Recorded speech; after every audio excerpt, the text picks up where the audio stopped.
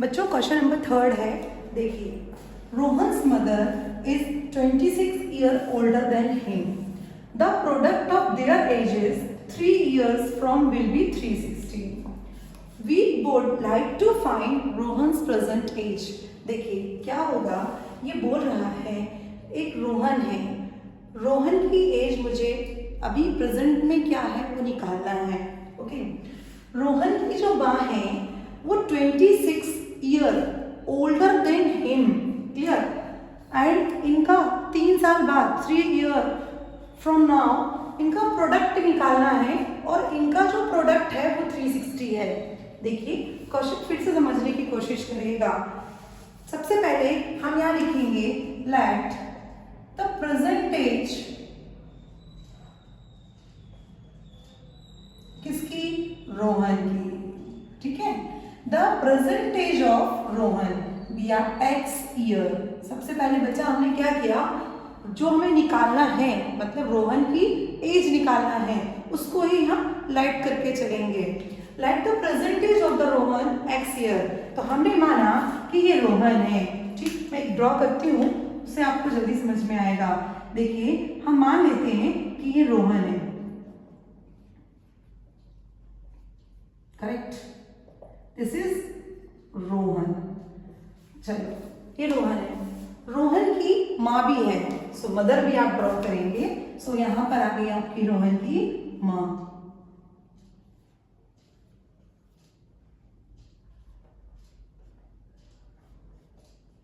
सो ये इसकी क्या है, मदर. क्लियर.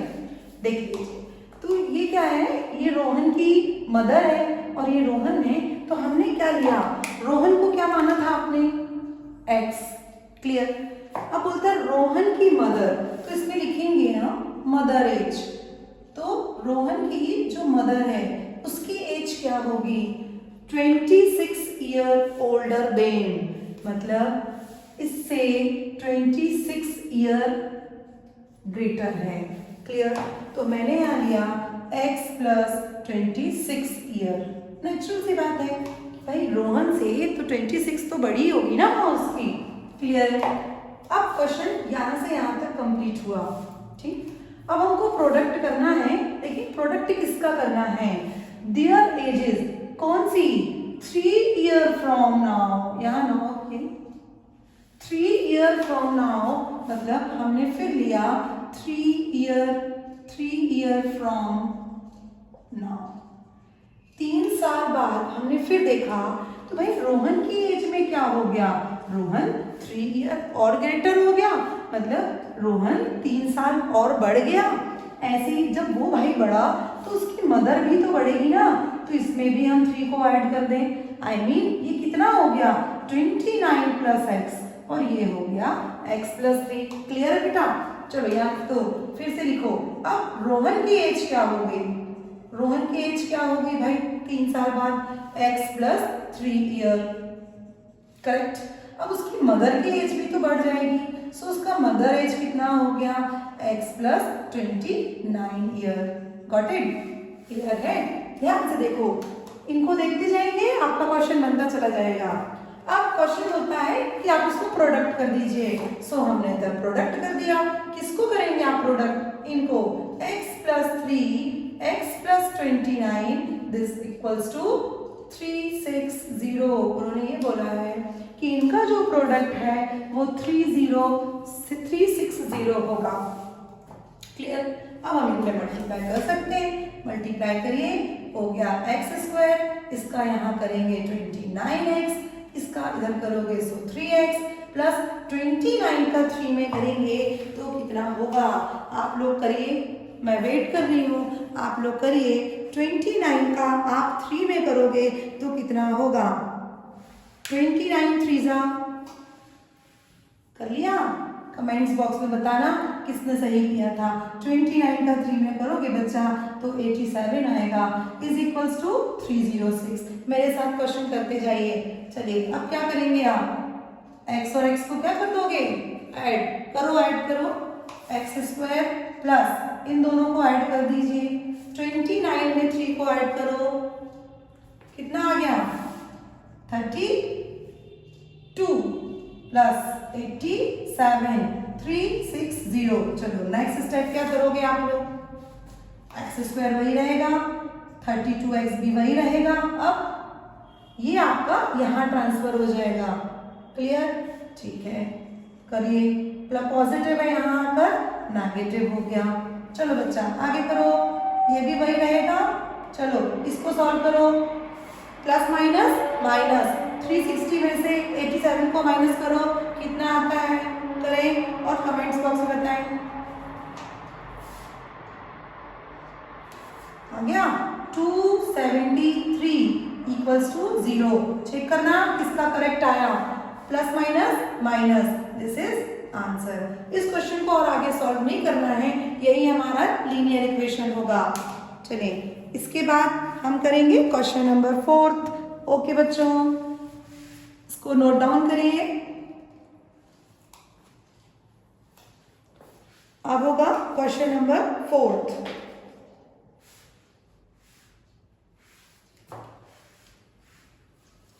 क्वेश्चन नंबर 4 है,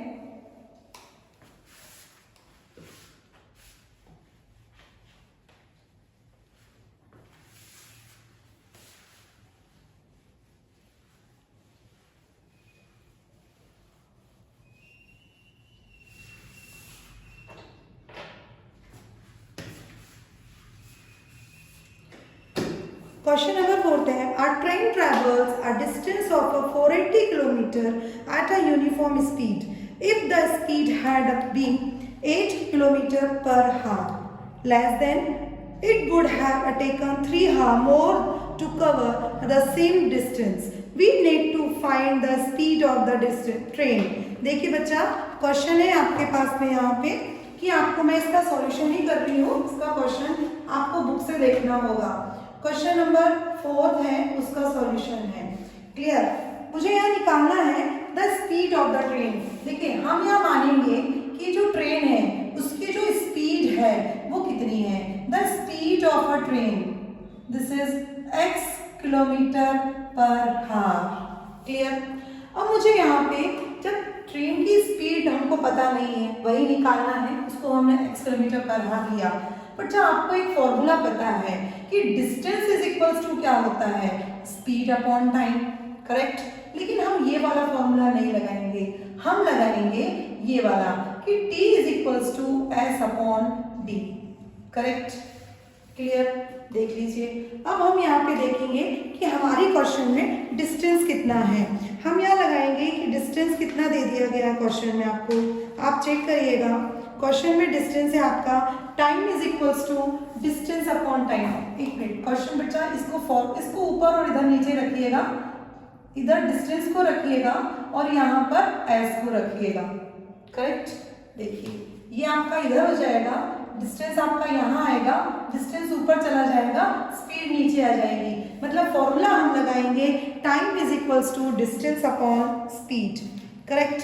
अब देखिए क्वेश्चन में क्या है आपके पास, क्वेश्चन ये बोलता है कि आपके पास जो डिस्टेंस है वो कितना है, 480 किलोमीटर पर हावर। स्पीड हमने कितनी मान ली है, x। सो हम यहाँ लगाएंगे time is equals to distance कितना है 480, स्पीड कितनी है आपके पास x। This is equation number 1। अब क्वेश्चन को थोड़ा सा और पढ़िए। उन्होंने बोला है कि यदि हमारी ट्रेन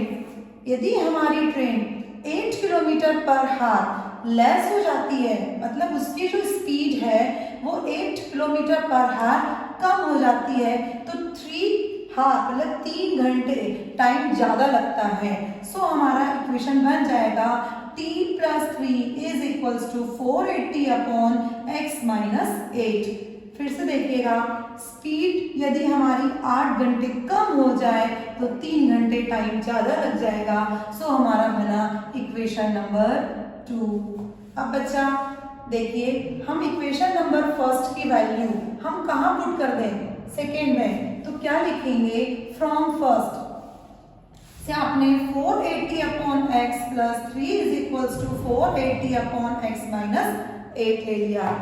मैंने इस t की वैल्यू फ्रॉम फर्स्ट से यहाँ रख दी। अब 3 is equals to 480 upon x minus 8, इसका ट्रांसफर हो गया।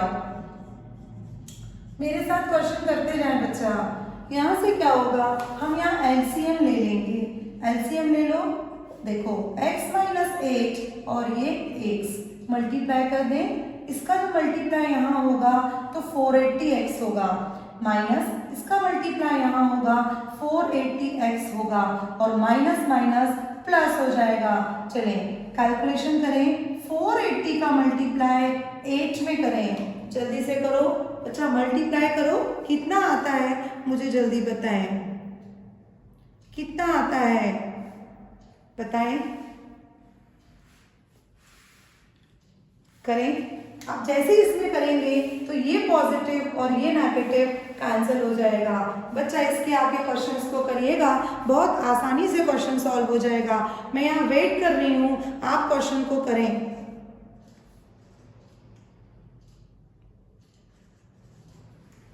करें, कुछ हुआ क्वेश्चन, देखिए जिसका हो गया हो वो क्वेश्चन करें। मल्टीप्लाई कर दो 480 का 8 में, 3840 आ गया, करेक्ट।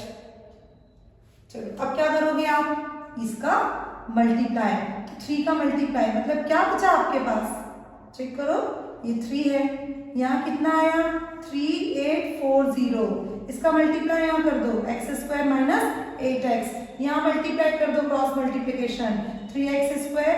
बच्चा यहाँ कर लीजिए आप क्वेश्चन, यहाँ आया 3x स्क्वायर, 8 का मल्टीप्लाई 3 में कितना हुआ 3x स्क्वायर, इसका मल्टीप्लाई इसमें हुआ कितना हुआ 8 3 24x इक्वल्स टू 3840। ठीक है, चलिए अब क्या करोगे आप, सोचो, मैं वेट कर रही हूं, आप सोचिए।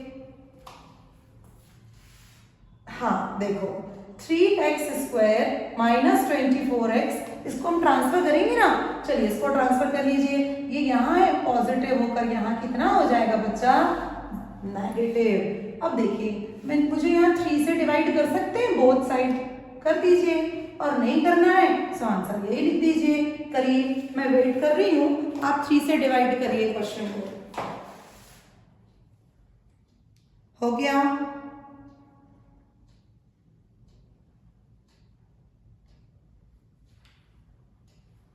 हो गया, चलिए कितना आया चेक करो, मेरे साथ चेक करो, देखो सही आया कि नहीं आया। 3840 करें, 3 से 3 कैंसिल, 3 8 जा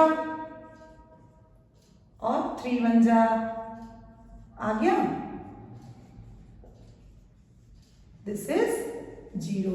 यही आपका आंसर हुआ बच्चा, यही आपका आंसर है। और क्वेश्चन को 1-2 बार और करने की कोशिश करिएगा, इसलिए मैं क्वेश्चंस बहुत आराम से कराती हूँ कि बच्चा आप मेरे साथ क्वेश्चंस को करते जाएं। ओके बच्चा, थैंक यू। 4.2 एक्सरसाइज के लिए हम मिलते हैं नेक्स्ट वीडियो में। Thank you.